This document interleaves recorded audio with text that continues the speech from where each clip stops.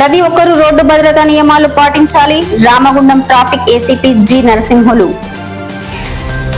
City news కథనానికి స్పందన. Peddapalli lotus hospital ను తనిఖీ చేసిన డిఎం అండ్ హెచ్ఓ డాక్టర్ అన్నా ప్రసన్న కుమారి.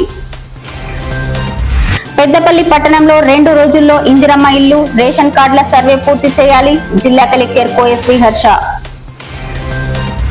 పెద్దపల్లిలో రెడ్ టీ-షర్ట్స్ ప్రదర్శించిన కామ్రేడ్స్. సిపిఎం 4వ రాష్ట్ర మహాసభలను విజయవంతం చేయాలని విజ్ఞప్తి. ధర్మారం మండల కేంద్రంలో నిద్రిస్తున్న నిఘా నేత్రాలు. అలంకార ప్రాయంగా మారిన సీసీ కెమెరాలు.